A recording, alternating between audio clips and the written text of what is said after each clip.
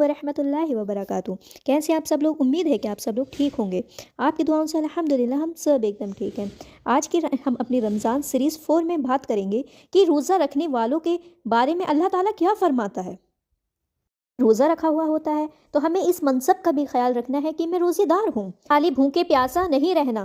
رسول پاک صلی اللہ تعالیٰ علیہ وسلم پتہ ہے کہ روزے دار کی فضیلت کیا بیان فرمائی ہے کہ اللہ کے محبوب صلی اللہ تعالیٰ وسلم فرماتے ہیں کہ رب فرماتا ہے ابن آدم کا حال اس کے لیے ہے، روزہ میرے لیے ہے۔ سبحان اللہ، میں خود ہی اسے جزا دوں گا روزے کی۔ اور حضور فرماتے ہیں کہ روزہ ڈھال ہے، جو شخص روزہ دار ہو وہ بےہودگی سے اجتناب کرے۔ اور اللہ کے محبوب صلی اللہ تعالی وسلم فرماتے ہیں کہ اگر کوئی شخص اسے گالی بھی دے، اگر کوئی شخص اس سے جھگڑا بھی کرنا چاہے تو پتہ ہے کیا جواب دے؟ اس سے کہہ دے کہ بھائی میں روزے دار ہوں، میرے منصب کا اتنا تقاضا نہیں کہ میں تیرے ساتھ الجھوں۔ اور رسول پاک صلی اللہ تعالی وسلم فرمانے لگے اوہو کہ اتنی بڑی بات! حضور فرمانے لگے کہ اس رب کی عزت کی قسم جس کے قبضے میں محمد صلی اللہ تعالی وسلم کی جان ہے۔ حضور فرماتے ہیں کہ روزے دار کے منہ کی خوشبو اللہ تعالیٰ کے نزدیک قیامت کے دن مشک کی خوشبو سے بھی زیادہ افضل ہوگی۔ اس کے منہ سے جو خوشبو آتی ہے قیامت والے دن مشک بھی پیچھے رہ جائے گا، اور رب کی بارگاہ میں کہ صرف روزے دار کے منہ میں سے جو خوشبو ہے نکلتی ہے وہ رب کو اتنی پسند ہے تو تجھے بھی تو اپنے منصب کا خیال رکھنا پڑے گا نا۔ میں روزے دار ہوں۔ پاک صلی اللہ تعالی وسلم نے فرمایا کہ روزے دار کو 2 خوشیاں ملیں گی۔ ایک خوشیوں اس وقت ملتی ہے جب وہ افطار کرتا ہے، اور ایک خوشی اس وقت ملتی ہے کہ جب وہ اپنے رب سے ملاقات کرے گا، تو ایک خوشی اسے اس وقت ملے گی۔ تو اس سے ملے گا تو اس وقت جو روزے دار کو خوشی ہوگی، خوشی تو جو ہوگی وہ ہوگی، لیکن یہ لفظ ہی بڑے حسین ہے کہ روزے دار کی رب سے ملاقات ہوگی۔ یہ لفظ ہی بڑے ہی اچھے ہیں کہ روزے دار کی اللہ سے ملاقات ہوگی۔ ایک روایت ہے کہ میں روزے دار ہوں، اللہ کہتا ہے کہ میں روزے کا بدلہ میں دوں گا اس بندے کو۔ رب فرماتے ہیں کہ میں روزے کی خود بدلہ دوں گا، باقی جو نیکیوں کا ثواب ملے گا، پر جو روزہ رکھتا ہے اسے رب رحمان ملے گا۔ انسان کو یقین ہوتا ہے، رب کے ہونے کا یقین ہوتا ہے کہ اس کا پورا فریج بھرا ہوا ہے پر وہ کچھ نہیں کھاتا۔ کسے پتہ ہے کہ اس کا روزہ ہے، باہر بھی ہے تو وہ کچھ بھی نہیں کھاتا ہے، پورا اس کا فریج بھرا ہوا ہے، وہ کوئی کچھ نہیں کھاتا۔ کیوں نہیں کھاتا؟ کیونکہ اسے پتہ ہوتا ہے کہ میرا رب میرے ساتھ ہے، وہ مجھے دیکھ رہا ہے۔ بس یہی تصور اور توحید پکا ہو جاتا ہے رمضان میں، تو پھر اللہ تبارک و تعالیٰ کی بھی ایک خاص رحمت اس پر ہوتی ہے۔ اور حضور فرماتے ہیں کہ جنت کے بھی کئی دروازے ہیں، ایک دروازہ بابو ریان ہے، اور اسی سے وہ روزے دار اسی سے اندر ڈایا جائے گا۔ وہ کہے گا کہ روزے دار آ جاؤ تو روزے دار آ جائیں گے، جب وہ کہے گا کہ بند کر دو تو وہ وہاں دروازہ ہی بند ہو جائے گا، سارے روزے دار اندر چلی جائیں گے اور وہ دروازہ بند ہو جائے گا۔ رمضان شریف کے اندر کہ منصب کا خیال رکھیں کہ میں روزے دار ہیں، اس احتیاط کے ساتھ جو رمضان کی چند عبادات ہیں اسے کریں۔ سب سے پہلی جو میں عرض کروں گی کہ تراویح۔ یہ بات یاد رکھنا کہ نبی پاک صلی اللہ تعالی وسلم نے فرمایا جس نے ایمان اور احتساب کی نیت سے رمضان میں کلام پڑھا اور تراویح پڑھی تو اس کے سارے گناہ کو معاف فرما دے گا۔ اور نبی پاک صلی اللہ تعالی وسلم نے بیان کیا کہ رمضان میں قرآن اور نماز دونوں بندے کی شفاعت کریں گی۔ رمضان کہے گا کہ میں نے اللہ اسے پورے دن بھر کھانا نہیں کھایا، اور تیری بارگاہ میں حکم کے مطابق اس نے اپنے آپ کو ان چیزوں سے بچا کر رکھا۔ اور قرآن کہے گا مالک رات میں نے اسے نیند سے اٹھایا، کیا مطلب اس نے کھڑے ہو کر عبادت کی، اور اس نے تراویح بھی پڑھی ہے، تہجد بھی پڑھی ہے۔ لیکن میرے عزیز یہ خاص وقت ہے قرآن مجید کا اور تراویح کا، اور ہمیں رمضان میں قرآن اور تراویح پڑھنی چاہیے۔ چیز کا ٹائم بنائیے. اگر آپ تھوڑا سا ارادہ بھی کر لیں گے تو کوئی ایسا مشکل کام نہیں ہے کہ پہلے 3-4 دن ذرا جم کے اپنا ذہن بنائیں اور تھوڑا سا اپنے من کو بدلیں اور جس امام صاحب کے پیچھے تراویح ہو رہی ہے تو وہیں پر پڑھیں. اپنا تھوڑا روٹین چینج کریں رمضان کے مہینے میں. تو یہ روٹین بدلنے سے بھی آپ کچھ چینج کر سکتے ہیں. اور آپ ایک تراویح وہاں پر اسٹارٹ کریں تو پورا قرآن شریف وہیں پر سنیں. اور لوگوں کو کہاں ٹائم ملتا ہے سال سال قرآن پڑھنے کا, سننے کا. تو یہ تو ہمارے رب نے موقع عطا فرمایا ہے. تو تھوڑا سا ہمیں بھی اپنے دل میں دلچسپی پیدا کریں گے. بچے بڑی بڑی خوبصورتی سے, اللہ کا شکر ہے کہ بہت زیادہ عبادت کرتے ہیں, نمازیں پڑھتے ہیں, تراویح پڑھتے ہیں. ہمیں بھی اپنے تھوڑا سا ٹائم نکالنا پڑے گا. روٹین چینج کیا جائے اور شوق بنا دیا جائے تو اللہ خود ہی آپ کے اندر جذبہ پیدا کر دے گا. انسان کو طاقت ملتی ہے کھڑے رہنے کی. ایک تو تراویح, روزہ تراویح, اور پھر دوسرا ہے شہری اور افطاری. یہ جو سحری اور افطاری ہوتی ہے, یہودی جو تھے وہ سحری نہیں کرا کرتے تھے, شہری کا نام و نشان نہیں تھا, روزہ رکھتے تھے, سحری نہیں کرتے تھے.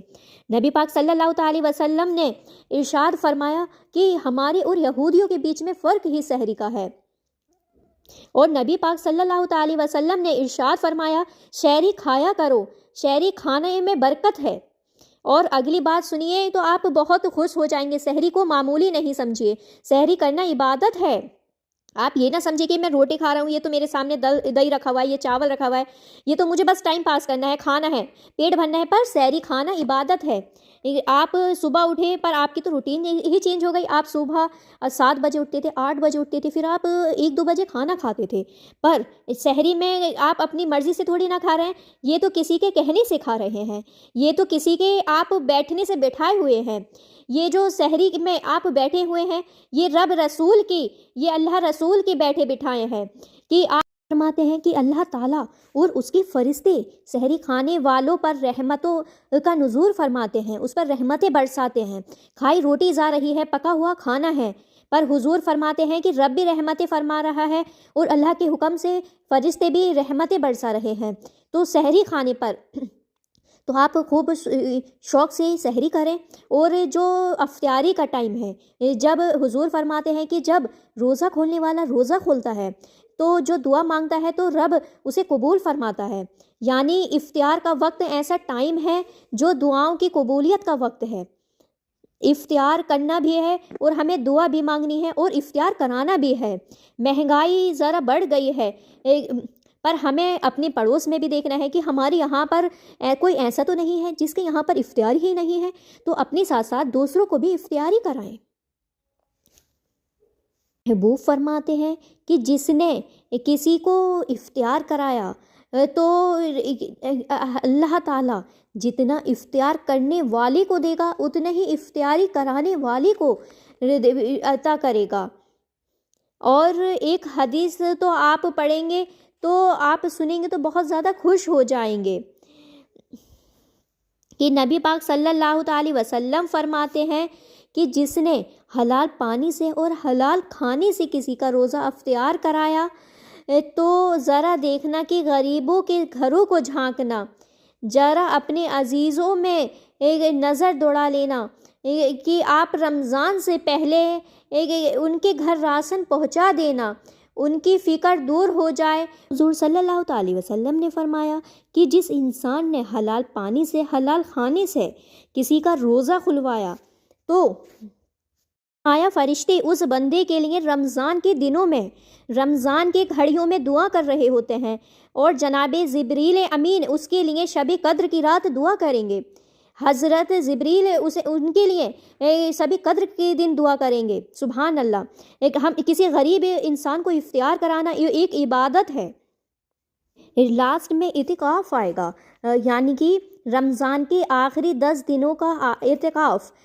تو آپ اسلام میں رحمانیت نہیں ہے, پر کبھی کبھی سب سے کٹ کر اپنی رب کے ساتھ جڑ جانا, کچھ رات کی عبادتیں, کچھ درود سلام کا شوق, کچھ قرآن شریف کا پڑھنا, یہ سب اللہ کے لیے جڑ جائے.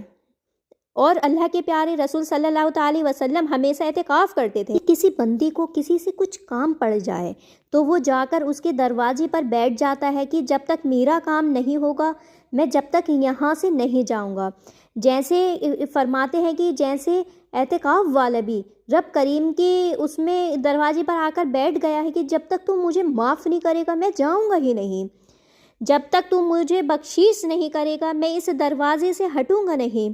شخص اللہ تعالیٰ کی رضا کے لیے ایک دن کا بھی اعتکاف کرے گا تو اللہ تبارک و تعالیٰ اسے اور جہنم کے درمیان 3 خندقوں کی آڑ بنا دے گا، اور فرمایا ان کی مشافت زمین اور آسمان سے بھی زیادہ ہوگی۔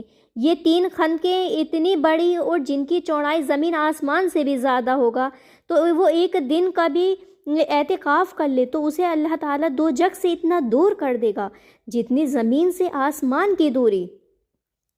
تو بہت سارے لوگ ہیں کہ جنہیں بہت زیادہ ٹائم ملتا ہے چھٹیاں گزارنے کے لیے، تو اور کسی کو کم ٹائم ہوتا ہے، تو آپ اعتکاف ضرور کریں۔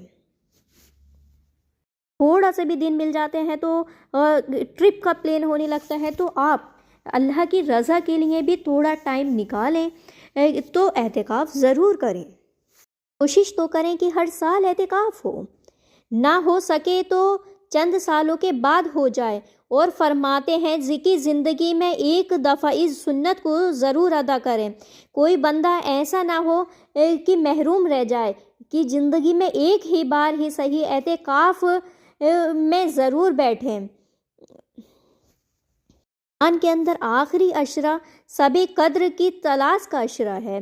اللہ کے پیارے رسول صلی اللہ تعالی وسلم نے ان 10 دنوں میں خود بھی عبادت کرتے تھے اور گھر والوں کو بھی جگایا کرتے تھے، اور اپنے گھر والوں سے کہا کرتے تھے کہ اٹھو، یہ آرام کرنے کے دن نہیں ہیں۔ ہمارے یہاں پر یہ ہوتا ہے کہ وہ آخری کے 10 دن جو زیادہ عبادت کے تھے کہ ہم نے سارے 10 دن بازار میں ہی گزار دیے، کہ کپڑے سلوا رہے ہیں، اپنی ساری ڈریس تیار کرا رہے ہیں۔